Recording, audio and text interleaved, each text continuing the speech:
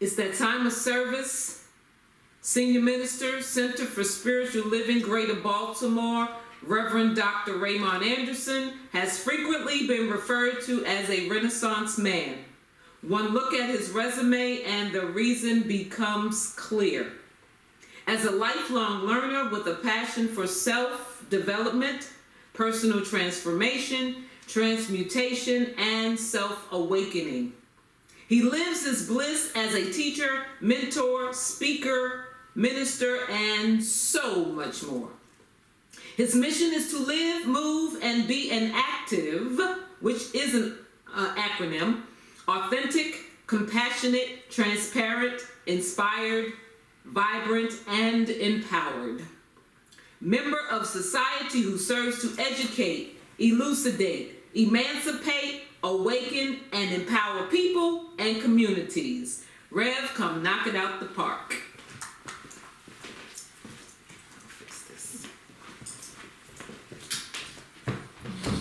Hola, greetings, bonjour, konnichiwa, ni hao.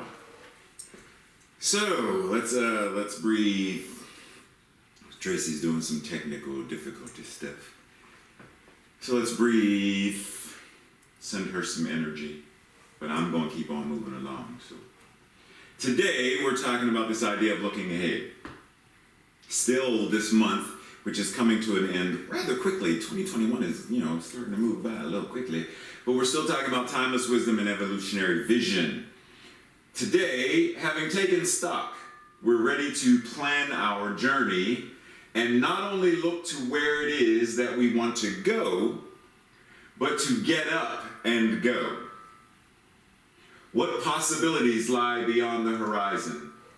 Where are the growing edges in ourselves, in our communities, and in our movement? We set our intentions, and we begin the work of moving forward. So let's think about that. Let's marinate on that idea, because it's one thing to set an intention and plan to go somewhere, but we know, anytime we're talking about, being lost or sightseeing, there are moments or times when we're like, okay, first of all, I think I know where I'm going, but in order to know exactly where I'm going, I have to first know where I am. I mean, how many times have you looked at one of those maps that says, you are here? And that's sort of like the starting position, the starting point for moving forward. So the idea, keep in mind, that first slide said we are taking stock of where we are right now. We're taking stock of who we are and what we're being and how we're showing up right now, so that we can determine where we are going and how to get there. What train is going to get us to, Upper West Side Manhattan versus the areas of Chelsea? Like, where do we need to go? How do we get there? Ernest Holmes said in the Science of Mind magazine, unless we become the living embodiment of love and light, pause, full stop and breathe, unless we become the living embodiment of love and light, we shall have no justification in saying that God is love and light. See, we say that God's magnificence, and God is joy, and God is infinite creativity, and God is, and Spirit is, and the universe is, and is, and is, and is. And we put all these qualities and traits and things on Spirit. We quickly label all the things that the universe is. But if we're going to always make it about what it is, as if it is separate from us, then we're just talking. We're just blah, blah, blah, blah, blah, blah, blah, blah, blah, blah, blah. We're like the adults in the Charlie Brown Peanuts universe. Wah, wah, wah, wah, wah, wah, wah, wah, wah, wah, wah, wah. We're just talking. We're not really living. We're modern day New Thought zombies who are just going about the motions of pontificating about all that God is. But if we're not going to embody it, then why do it? So, if we're going to talk about what God is, what spirit is, what the universe is, then the only thing for us to now do is embody it and make it a lived truth, a lived fact. That's the whole point of living the vision. Don't just visualize it. Don't do a vision board. Don't do visioning if you have no intention of embodying what comes forth, what comes out, what is inspired, if you're not going to embody it. So the task, the invitation is to recognize, take stock of what we say, the qualities, attributes of God. Take stock in what they are. Take stock in where we are. Last week we talked about God is here and now, ever present, always. Take stock of that and then say, this is what God is, and if God is all there is, then it must be what I am, and now let me live that truth. And in living that truth,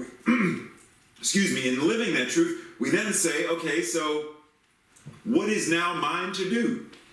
As I look forward into this new horizon, this living the vision, this moving on purpose, what does it mean for me to pick up my pallet and walk? What does it mean for me to live, move, and have my beingness as whole, perfect, and complete? Because that which is wholeness, perfection itself, and absolute completeness is the truth of what I am.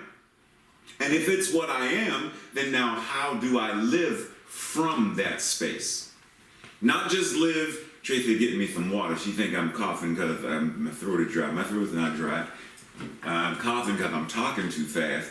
And I'm sure the interpreters would be like, well, slow down, man, slow down. So I'm going to slow down momentarily. So there's this idea, once again, she said, put it on the coaster. She messing with me doing sermon. It's sermon time, Tracy. Trying to distract me. There's this idea that if we are going to say that this is what God is, then we have to live from that space, not try to reach externally for it. Don't try to become health and well-being. Be health and well-being. Don't go externally trying to find it, trying to do work to get it. Start with, how can I be it? And if nothing else, first, how can I be it in my mind? How can I really, and I mean really, see it? Because right now, if I ask everybody, except for Tiffany and anyone else needing American Sign Language and the interpreters, if I ask everybody else to close your eyes and bring to your mind's eye the face of someone you care about and love, you can see their face. Bring to your mind's eye something you did in your teenage years, something you did in elementary school, maybe your first friend or your first crush. Bring that person or that experience to your mind's eye. And I would venture to say that many of us, bring to your mind's eye that first song when you knew that you were in love. There's a place within your mind, within your consciousness, that you can actually hear the song. There's a place within your consciousness where you can see the decorations of the dance hall.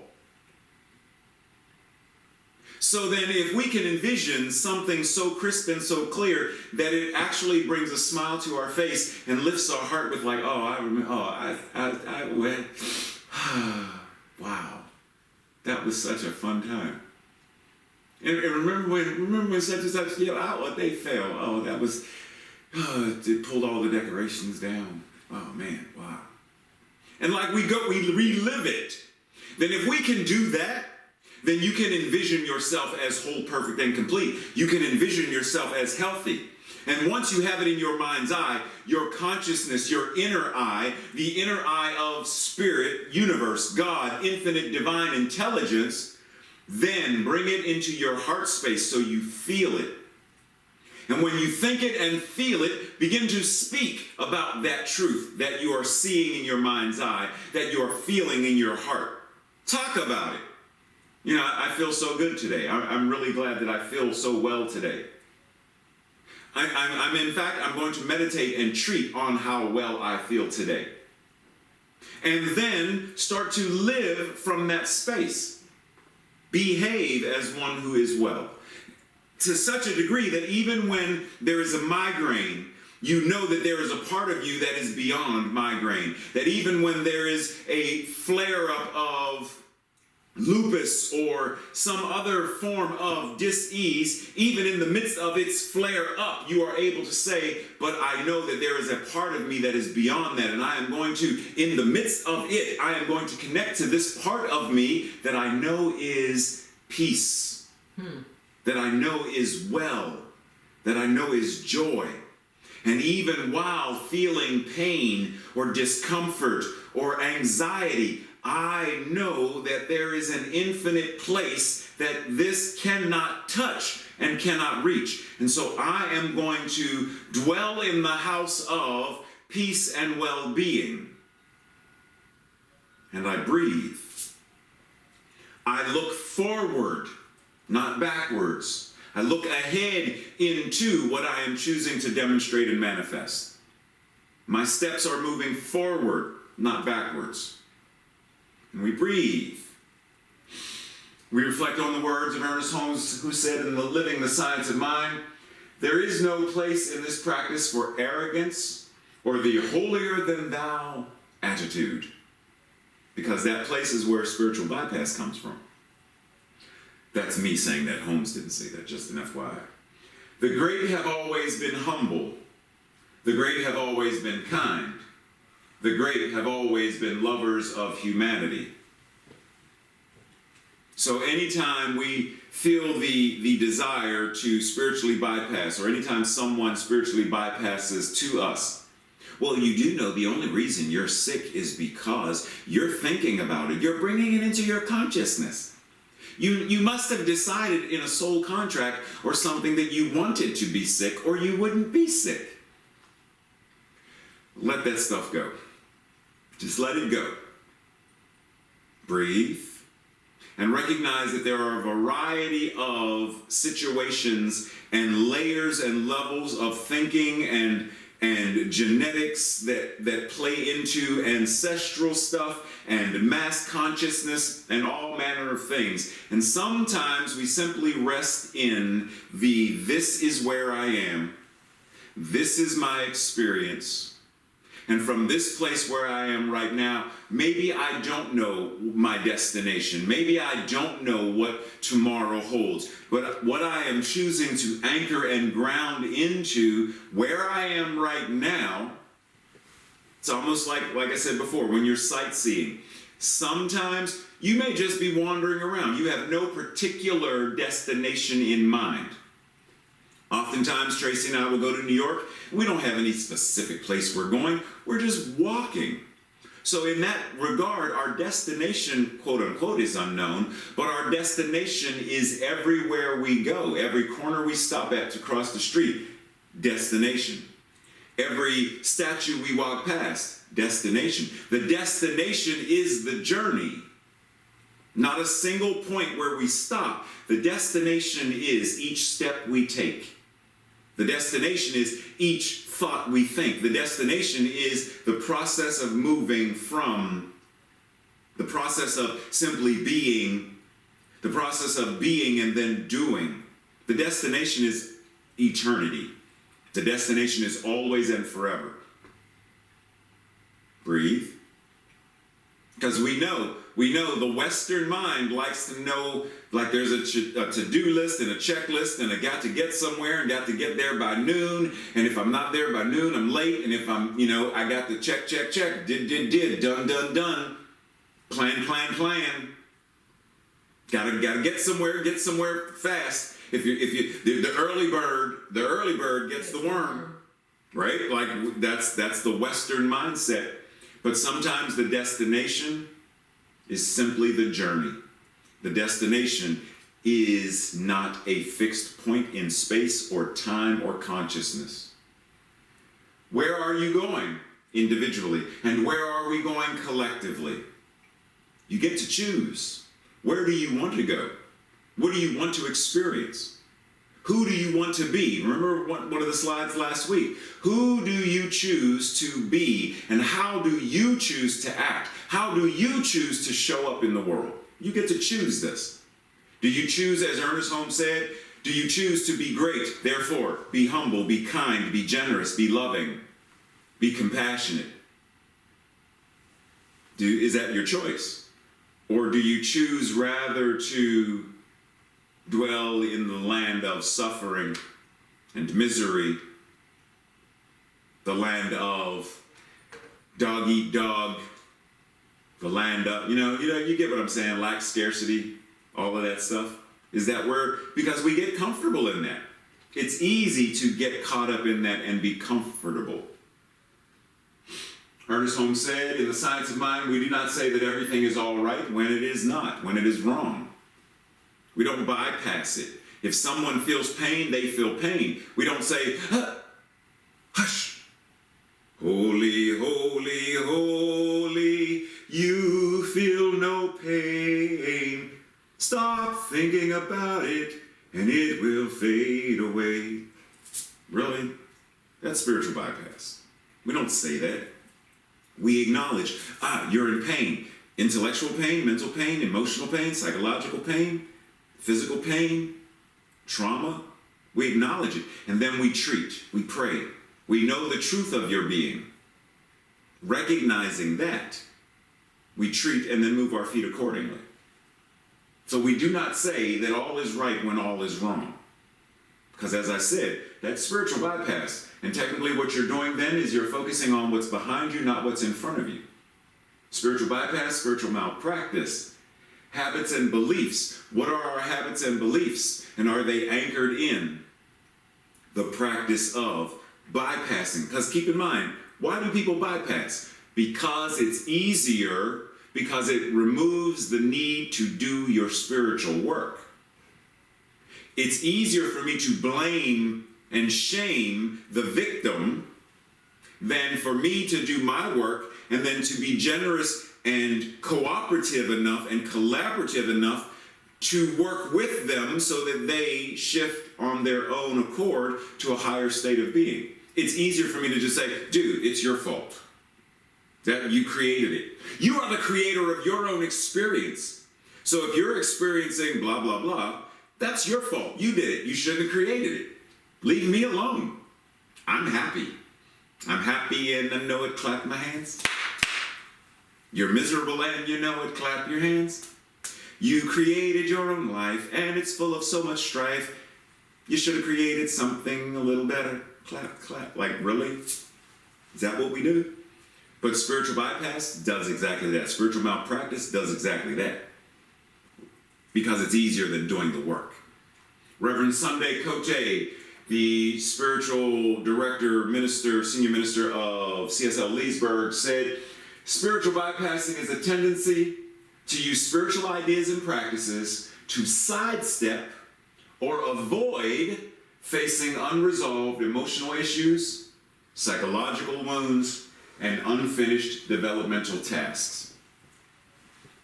We try to outmaneuver. It's like football. We're like someone's trying to tackle us and we woof, woof, and avoid it. We don't want to directly head on.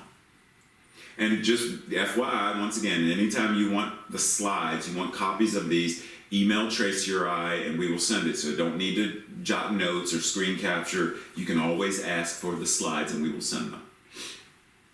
Spiritual bypass. To sidestep emotional issues, psychological wounds, unfinished tasks in our development. We often refer to that stuff as the shadow side. In Star Wars, it would be the dark side of the Force. The shadow is not bad. It is not the enemy. We have covered this several times not too long ago. Dr. Ronnie spoke about the shadow. I've spoken about the shadow. I used Marianne and Art as part of the example because artists, we use shadow and shading. Like, we've talked about this, but I'm noticing there's still elements of vilifying the shadow rather than recognizing the shadow can be used as a tool for greater enjoyment and thriving of life. We can use our shadow. The shadow does not have to be the enemy. When we tap into it and recognize, once again, in Star Wars, you're familiar with the light side of the Force and the dark side of the Force. There are Jedi and there are Sith. But did you know that there are Jedi who walk the fine line between the light side and the dark side, and they are called gray Jedi? Qui-Gon Jinn is a gray Jedi where he balances between the two extremes and is in balance. If you recall from Doctor Strange, the Ancient One tapped into the dark dimension to add life so that she would live long enough to ensure a successor, Dr. Stephen Strange. When we use dark and light in balance, yin and yang in balance, then we are able to thrive. But what we tend to do is we vilify it, and then we I'm trying to understand this. What exactly does this mean? Whereas Resma says we do not need to understand white supremacy. And we can insert a whole bunch of other things in there. We don't need to understand racism, sexism, homophobia. We don't need to understand it because white supremacy isn't rational. Breathe on that one. It's not rational. We won't end it with the intellect alone. It is internalized deep within our bodies. Breathe. So that means we have to get to a level of somatic understanding, recognizing where in our bodies do we feel trauma. Being out of touch with our body limits our capacity to learn and evolve. Being out of touch with our body, keep in mind, spiritual bypass, once again, many times in New Thought, we say, well, the body isn't real, it's just an illusion. No, because then that means God is an illusion, because if God is showing up in these physicalized forms, this individualized incarnation, then that means God is fictional and an illusion. And it's not. And it dramatically reduces the possibility of an authentic spiritual presence. We must embrace what the body feels, recognize what it feels, and then move to whatever it is we are called to move into through that experience. Jeff Brown said, if you want to live a more spiritual life, live a more human life. Be more truly, madly, deeply human. Because there is no separation between that which is divine and that which is human.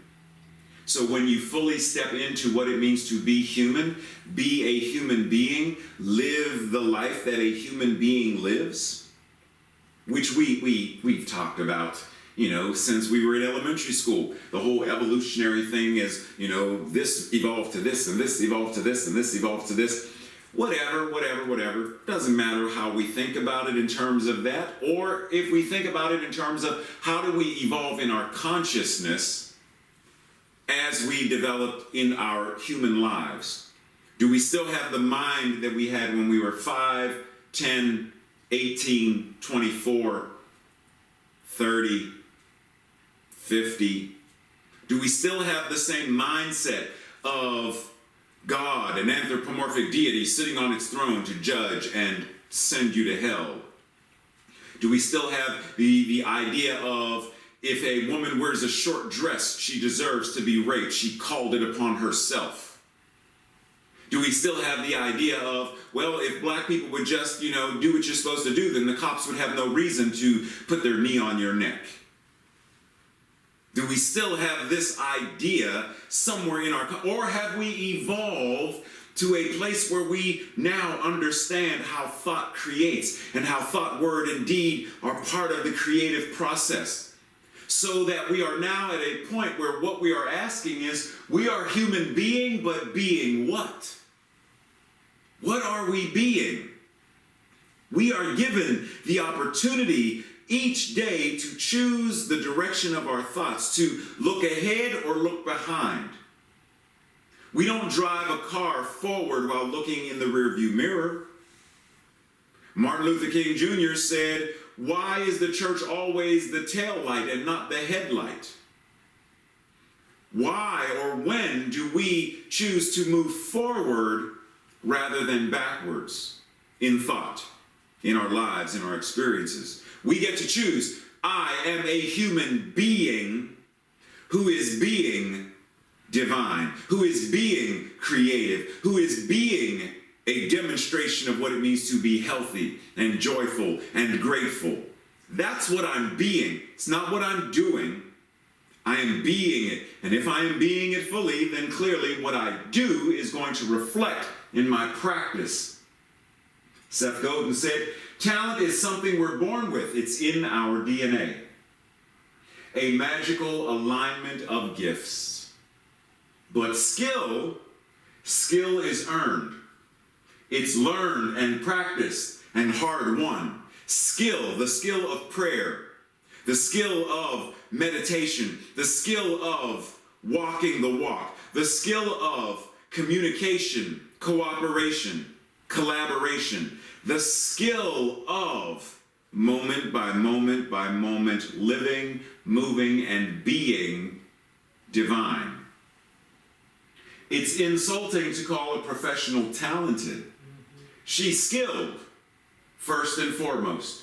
Most people have talent, but only a few care enough to show up fully to earn their skill. Skill is rarer than talent. Skill is earned. Skill is available to anyone who cares enough to do the practice. And we practice to such a degree that eventually the skill, the practice becomes what we live. Reverend Sunday once again says, we are experiencing individual and collective trauma from the pandemic, systemic racism, and political unrest. And we are called to address these embodied practices that include our mind, our heart, and our body. We are called to do the work of individual recognition of what it means to be healed, what it means to be healing, what it means to be a healing presence. And then collectively we shift. This week our practice, ask ourselves and journal, where in my body do I feel and experience stress or trauma, worry or fear or loneliness? Where do I feel it in my body? When I am angry, do I clench my jaw? Do I grind my teeth? When I am frustrated, do I ball up my fist and clench my butt cheeks? Don't laugh at me, Tracy, because you do it. You do it, just so you know. But where in my body do I experience this? Where in my life do I see the shadow being expressed or repressed? Do I see it in my work? In my family, in my finances, in my relationships? Where do I see the shadow being expressed or repressed? And how can I transform or transcend the shadow individually and collectively? In other words, how can I make the shadow a work of art? How can I embody the shadow to a degree where the shadow now works for me? If you remember the slides from before, there was the shadow where it was a bunch of scraggly looking pieces that when the light shined on them, it created a human form. But if you look at all of these little scraggly pieces of metal, that's not a person, but they're using the shadow to create form, to create art. How can I transform or transcend the shadow, individually and collectively? And then lastly, although it's not lastly, anyhow. Stop laughing at me, Tracy. Do I tend to look ahead or behind, and what do I see? Do I tend to look ahead or look behind? Am I tending to say, well, you know, ever since I was 10, I have been. That's backwards glancing. Well, you know, I've been addicted to whatever since, and that's backwards looking.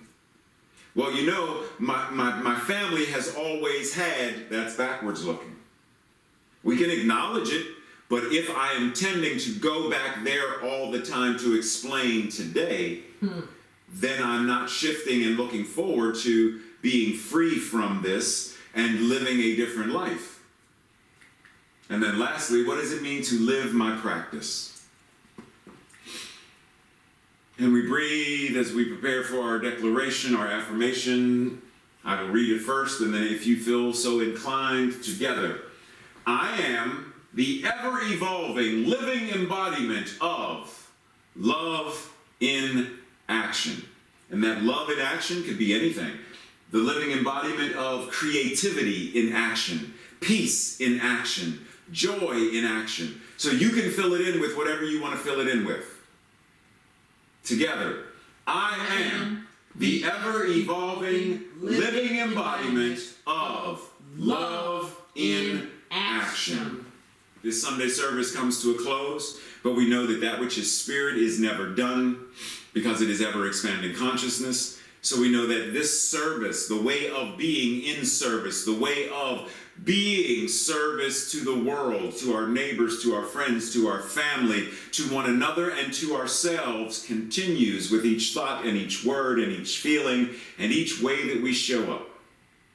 So we accept and we allow and we let this power and presence marinate on us and flow through us and flow out of us into the world. Simply being God made flesh, spirit given form, love in expression, light and joy and delicious awesomeness. Knowing that this is so, I surrender it. I call this service and all that came before up to this moment good and oh so good, and that this infinite goodness continues throughout the day, the week, and the month, and the year, and on, because that which God is good and oh so good. And together we declare it by saying, and so it is. So it is.